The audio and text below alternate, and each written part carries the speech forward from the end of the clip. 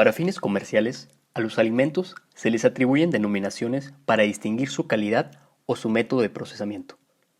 Comenzaremos con la denominación natural, la cual es una de las más utilizadas en las estrategias de venta, puesto que en el imaginario de la población este término se relaciona con una mejor calidad o beneficio para la salud. Pero, ¿qué es realmente un alimento natural? Para poder comprender, tendremos que analizar el concepto de naturaleza.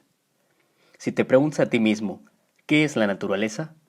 Seguramente en tu mente imaginarás un lugar lleno de árboles, con agua, en el que conviven muchas especies de animales e insectos. Un lugar que no ha sido modificado pese al paso de los años y en el que no intervienen los seres humanos. Sin embargo, eso que entendemos por naturaleza no es más que un concepto occidental, originado desde la filosofía griega, el cual hace referencia a todos los procesos de la materia en los que no tiene intervención el ser humano. Contrario a la naturaleza sería el concepto de cultura, el cual refiere a todo lo construido por el ser humano, desde ideas, pensamientos, hasta objetos materiales como fruto de su ingenio.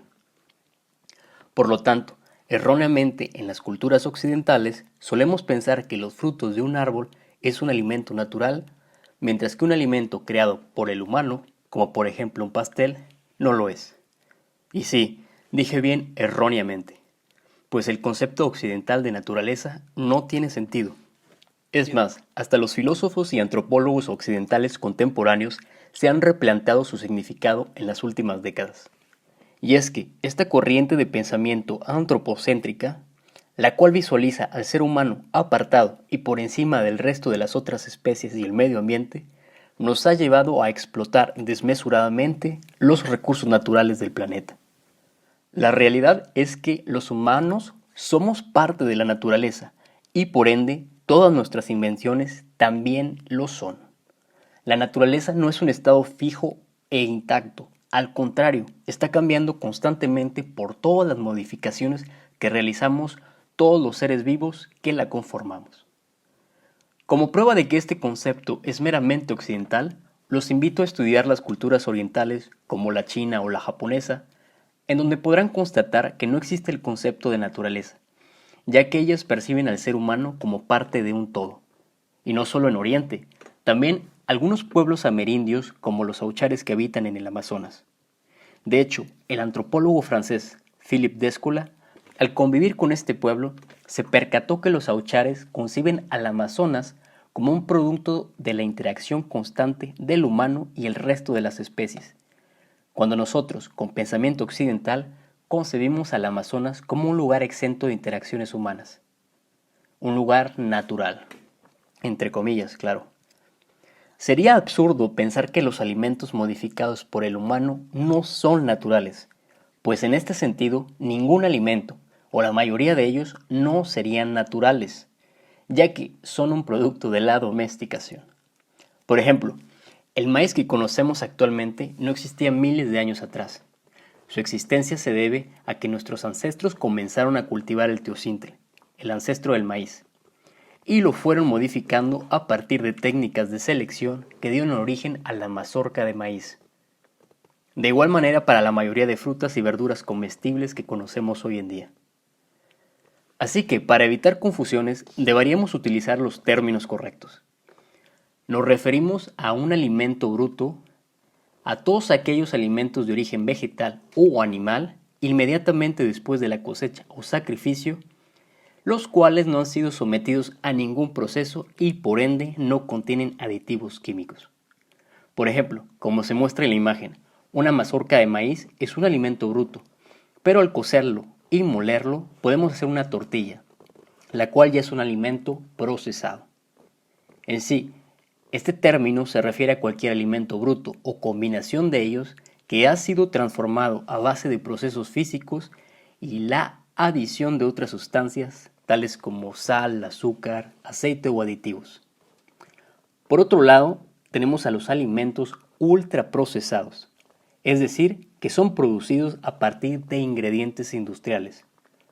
Estos se caracterizan por no contener alimentos enteros y ser diseñados para consumirlos como snacks o bebidas. Siguiendo el ejemplo de la imagen, el refresco representa un alimento ultraprocesado, pues ha sido endulzado con jarabe de maíz alto en fructosa. En sí, los alimentos procesados conservan la identidad básica y la mayoría de los componentes del alimento original, mientras que los ultraprocesados no.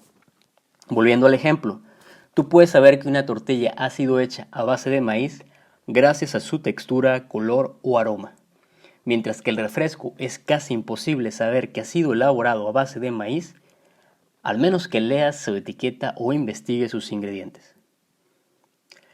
Pero ahora tal vez te preguntarás, ¿los alimentos procesados son dañinos? Bueno, la verdad es que todos los alimentos, tanto brutos como procesados, pueden ser dañinos. Por error se tiende a pensar que los alimentos brutos, a los que llamamos entre comillas naturales, no son dañinos. Pero, ¿te has puesto a pensar en los frutos que son tóxicos? Por ejemplo, la nuez de la India no puede ser ingerida directamente del árbol, pues contiene moléculas muy dañinas, por lo cual tiene que ser tratada antes de su consumo. Otro claro ejemplo serían aquellos alimentos que contienen sustancias intolerables para ciertas personas, como es el gluten o la lactosa. Así bien, todos los alimentos, tanto brutos como procesados, pueden o no ser dañinos. Su toxicidad dependerá de nuestra tolerancia hacia las sustancias que lo componen, la dosis y la frecuencia de consumo. Y hablando de procesamiento, podemos encontrar también alimentos artesanales. Estos son alimentos procesados que han sido producidos a baja escala, con poco uso de maquinaria y en los que se privilegia la mano de obra para su elaboración. Estos alimentos reivindican los métodos de producción masiva y privilegian el cuidado del medio ambiente, la salud de los consumidores y las condiciones justas de trabajo de quienes lo producen. Por lo tanto, representan una alternativa más sana y más responsable en cuanto a su producción, transformación y comercio. Cabe remarcar que estos alimentos se caracterizan por su autenticidad y originalidad, ya que están elaborados a partir de técnicas y saberes empíricos que representan la historia y cultura de una sociedad. Por ejemplo, una tortilla de maíz artesanal sería aquella producida a partir de una variedad de maíz exclusiva de una zona geográfica y elaborada a mano o con maquinaria rudimentaria. Ahora pasemos a dos denominaciones exclusivas de los granos utilizados para las harinas, es decir, granos de harinas refinadas o integrales. Para explicarlas, vayamos al grano. Este está compuesto por una capa exterior llamada salvado, la cual protege al endospermo que contiene los nutrientes como carbohidratos y proteínas del cual se alimentará el germen, es decir, el embrión que podría desarrollarse en una planta.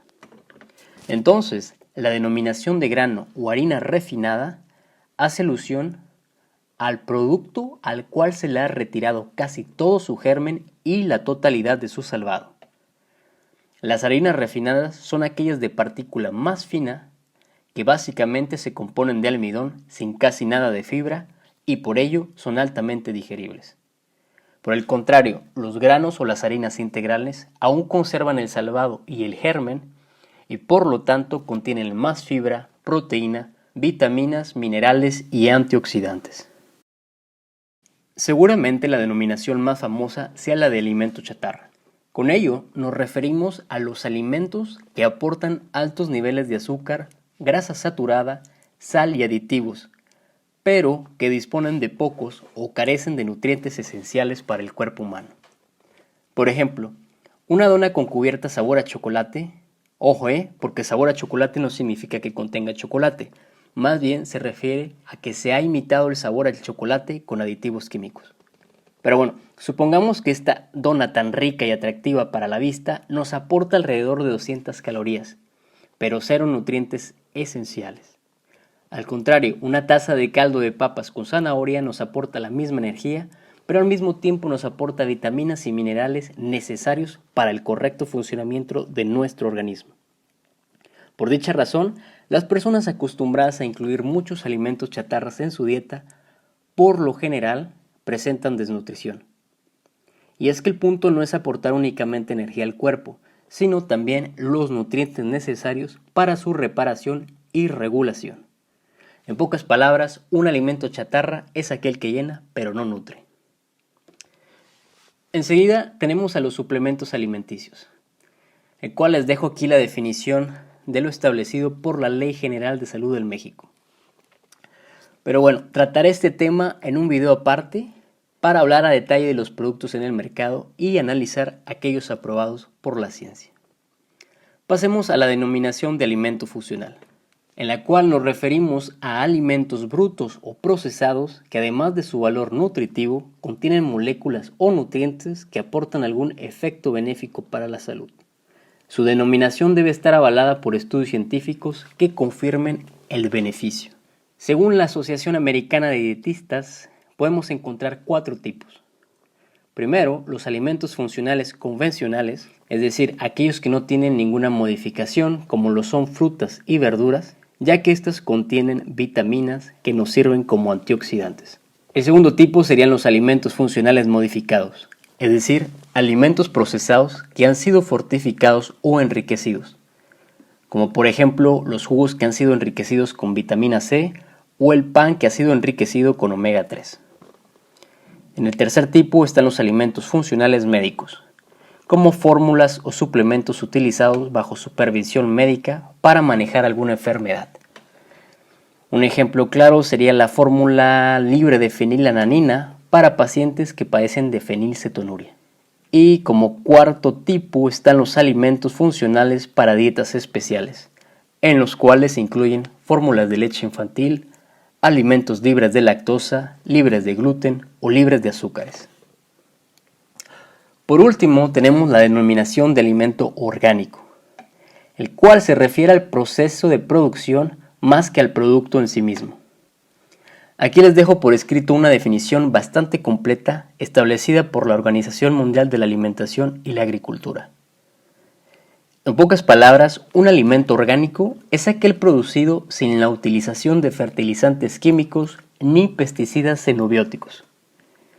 Esto bajo un sistema de producción que respeta los ciclos del ecosistema. Y en el caso de los productos de origen animal, se prohíbe el uso de hormonas y se restringen los antibióticos a situaciones especiales. Sin embargo, es importante subrayar que el uso de ciertas sustancias y técnicas de origen biológico están permitidas. Es decir, que se permiten pesticidas que sean creados a partir de maceraciones de otras plantas, como por ejemplo el tabaco, y también se permite el uso de insectos depredadores, como el ejemplo mostrado en este video, en donde las larvas de catarina son utilizadas para exterminar una plaga de pulgones verdes. Para avalar que un alimento es orgánico, normalmente se etiqueta con un sello de calidad. Este sello respalda que ha sido producido bajo el Reglamento de Producción Orgánica en vigor en cada país.